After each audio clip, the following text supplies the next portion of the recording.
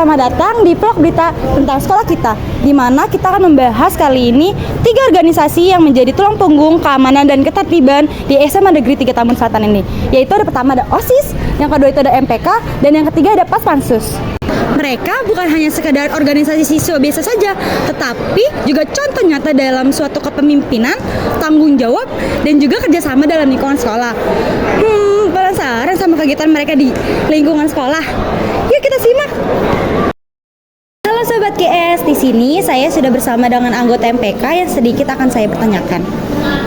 Halo Kak, sebelumnya boleh perkenalkan diri terlebih dahulu? Perkenalkan, nama saya Ziva Deska Prawestri, saya anggota MPK dari Komisi 3.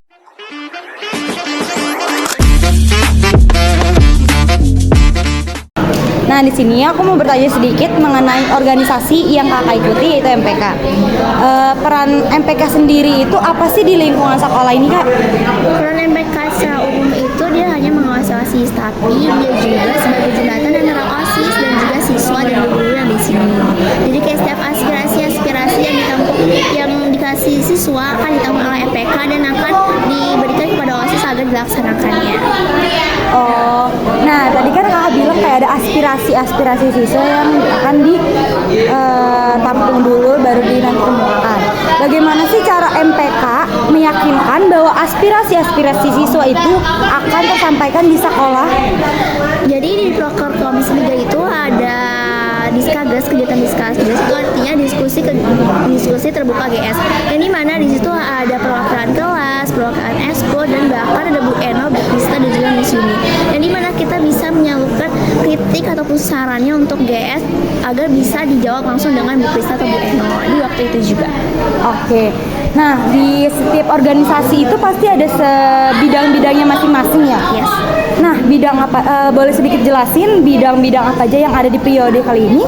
Di sini ada seperti kayak periode sebelumnya ada Komisi 1 sampai Komisi 4. Komisi 1 itu dia legislasi yang dimana dia itu mencatat dan juga dia mengadakan seperti kayak pemilas dan juga yang lain-lain. Dan yang kedua itu Komisi 2. Komisi 2 ini udah keamanan, jadi dia tuh yang kalau misalnya ada acara itu dia bisa jadi keamanan. Dan yang ketiga ini adalah Komisi Aspirasi, yang Komisi 3. Komisi Aspirasi ini dia yang menampung aspirasi yang dari siswa untuk dilaksanakan kepada OSIS. Yang keempat itu ada Komisi 4. Yang dimana Komisi 4 ini ada Komisi Humas, dia hanya kayak men-share dokumentasi kepada masyarakat. Oke, makasih ya Kak sudah mau meluangkan waktunya. Ya, sama-sama. Baik, segitu saja untuk pertanyaan untuk organisasi pertama kita. Terima kasih. Halo Sobat GS, di sini saya sudah bersama dengan anggota OSIS yang akan saya pertanyakan sedikit. Halo Kak, sebelumnya boleh perkenalkan diri terlebih dahulu? Boleh, perkenalkan nama saya Satria Putra Pratama dari kelas 11B.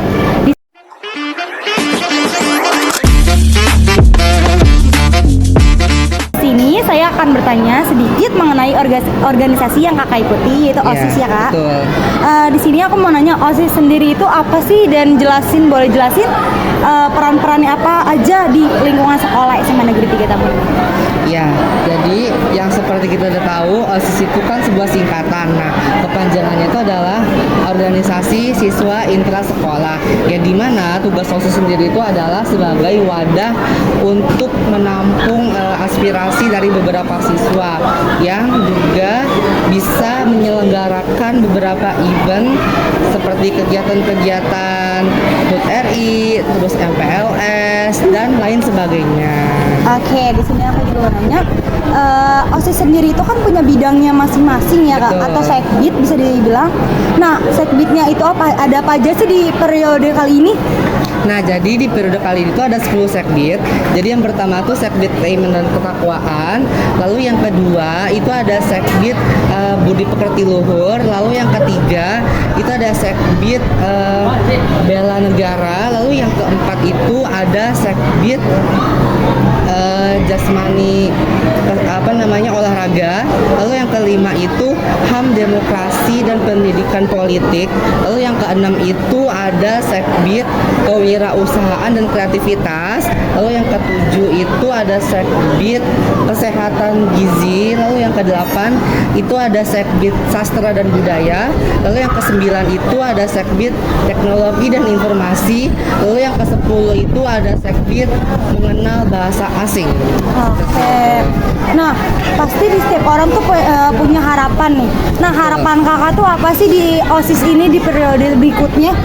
Nah, jadi harapan saya di periode OSIS berikutnya itu yang pertama, semoga anak-anak OSIS semuanya makin solid, makin bahagia terus, pokoknya rangkul satu sama lain. Kalau misalkan ada masalah, saling cerita, tidak usah dipendam sendiri. Lalu yang kedua, harapan saya itu semoga anak-anak OSIS itu bisa menjadi teladan bagi para siswa di GS. Kenapa bisa menjadi teladan? Karena OSIS itu kan yang ibaratnya bisa dilihat oleh anak GS. Kalau semisal anak OSIS itu aja baik, otomatis anak GS yang lain itu pasti akan meniru hal baik yang dilakukan oleh anggota OSIS tersebut. Lalu yang ketiga, itu saya berharap semoga periode selanjutnya itu anggota OSIS juga bisa yang namanya menjadi seorang pemimpin. Nah, jadi seorang pemimpin itu sebenarnya tidak mudah. Nah, dengan kita mengikuti kegiatan OSIS, itu sebenarnya kita belajar, sama-sama belajar gimana sih cara menjadi seorang pemimpin yang baik dan benar. Seperti itu. Oke, makasih banyak ya Kak untuk informasi Sama-sama. dan udah mau ngejawab pertanyaan-pertanyaan kami. Iya. Dan juga makasih udah mau meluangkan waktunya sedikit. Iya. Terima kasih. Sama-sama. Baik, segitu saja pertanyaan kami untuk anggota OSIS. Terima kasih. Halo Sobat GS, di sini saya sudah bersama dengan anggota Paspansus yang akan kita pertanyakan. Halo Kak, selamat siang. Di sini aku mau nanya, boleh sebelumnya perkenalkan diri terlebih dahulu? Oke, sebelumnya Assalamualaikum warahmatullahi wabarakatuh. Perkenalkan, saya Farhan Arya Satu Saputra. Saya merupakan salah satu anggota Paspansus periode 24-2025.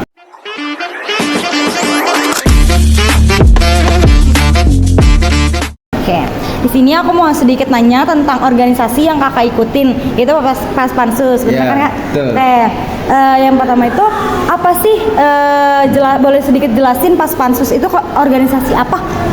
Oke, dari namanya aja dulu ya Kak. Paspansus merupakan pasukan pengaman khusus, yaitu tugasnya mengamankan siswa atau siswi yang apabila tidak sesuai dengan aturan di sekolah ini. Oh oke.